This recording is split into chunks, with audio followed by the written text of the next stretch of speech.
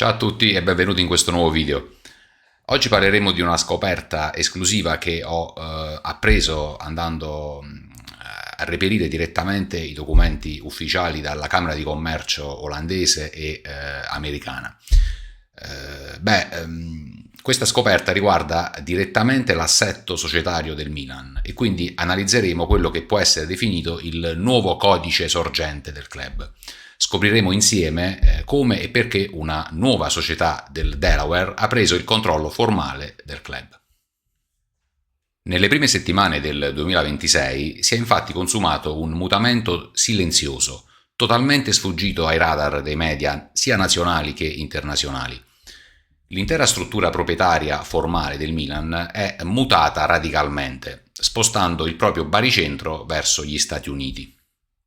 Attenzione però, non stiamo parlando di un cambio di padrone o di una nuova cessione del club, ma di una complessa operazione di finanza strutturata, legata a doppio filo al rifinanziamento del debito e guidata dalle rigide logiche del private credit. Per comprendere la portata di questa novità dobbiamo fare un passo indietro all'architettura societaria concepita nell'agosto del 2022. Fino a pochissimo tempo fa l'intera catena di controllo era interamente basata in Olanda per precise ragioni fiscali e di flessibilità europea. Quella vecchia struttura aveva un compito chiaro: separare il livello del fondo di investimento americano Redbird dalla holding operativa e dal veicolo di acquisizione finale ACM Bidco, ovvero la scatola che detiene fisicamente le azioni del Milan. Incrociando i recenti documenti camerali olandesi con quelli del Dipartimento di Stato americano, è però emerso un vero e proprio salto transatlantico. La holding olandese ACM Intermediate non è più l'azionista unico della scatola che possiede il Milan. Al suo posto, con il 100% delle quote, è subentrata un'entità del tutto nuova, registrata a Wilmington, nella contea di Newcastle, negli Stati Uniti. Questo significa che oggi la proprietà formale scavalca le holding olandesi, passando direttamente attraverso un veicolo finanziario americano dedicato, che si chiama ACM US Finco LP. Le società in Olanda non sono state cancellate, ma sono rimaste nella struttura con altre funzioni puramente amministrative e di governance. Ma che cos'è esattamente una Finco? Il termine è l'abbreviazione di Finance Company. Nel gergo tecnico anglosassone si tratta di uno Special Purpose Vehicle, ossia un veicolo societario creato esclusivamente per ricevere e incanalare fondi all'interno di un'operazione di finanziamento e non di una vera e propria holding patrimoniale. La sua architettura è cristallina e tipica del credito privato statunitense. È divisa infatti tra un gestore operativo, cioè il general partner, e un limited partner che fornisce il capitale, gode di una responsabilità limitata e risulta il proprietario formale. Il tempismo di questa creazione è inequivocabile, direi, e ci fornisce quello che è il vero tassello mancante di tutta l'operazione.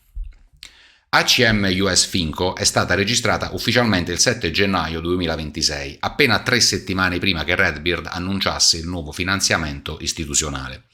Questo dato ci conferma che il nuovo prestito di Comvest non è stato erogato probabilmente in Olanda, ma è finito direttamente in questo veicolo americano appositamente costituito. Il meccanismo d'azione di questo veicolo offre un incredibile vantaggio strategico. Il ciclo del capitale funziona pressappoco così. Il creditore Comvest inietta i fondi nel Finco in Delaware. A quel punto la Finco utilizza i soldi per acquisire il 100% di ACM Bidco in Olanda e per estinguere il vecchio debito con Elliott. Da quel momento le azioni del Milan fungono da vera e propria garanzia collaterale. Strutturare il prestito in questo modo, attraverso uno speciale veicolo di transito, permette di evitare l'innesco di complicate clausole di cambio di controllo all'interno dei contratti originari. A questo punto ci si potrebbe chiedere per quale motivo si sia scelto di abbandonare l'ordinamento olandese per abbracciare il Delaware. Vedete, si tratta di una duplice esigenza di tutela sia legale che fiscale imposta dal nuovo creditore USA. Dal punto di vista legale, il Delaware permette l'applicazione dell'Uniform Commercial Code americano, offrendo al creditore procedure di escussione rapide e familiari, senza dover affrontare tribunali europei. Dal punto di vista fiscale, invece, queste società americane godono della trasparenza fiscale, evitando il rischio di doppie imposizioni che si sarebbero potute verificare mantenendo l'intera struttura in Olanda. Il risultato di tutta questa ingegneria societaria è uno sdoppiamento strutturale perfetto. Da un lato troviamo la cosiddetta cassaforte del debito, che si trova negli USA, il veicolo finco che detiene formalmente le azioni e custodisce il pegno a beneficio esclusivo del creditore. Dall'altro lato rimane in Europa il motore direttivo, che agisce come amministratore e continua a mantenere quello che è il controllo della governance sportiva e operativa. Possiamo concludere ricordando un principio fondamentale.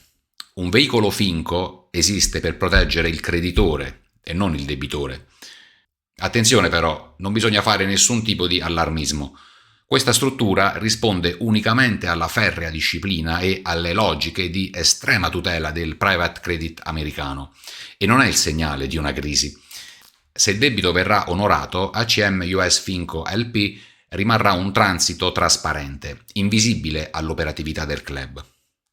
In caso contrario, le azioni del Milan invece si trovano già nel perimetro giuridico del creditore in Delaware, pronte all'incasso.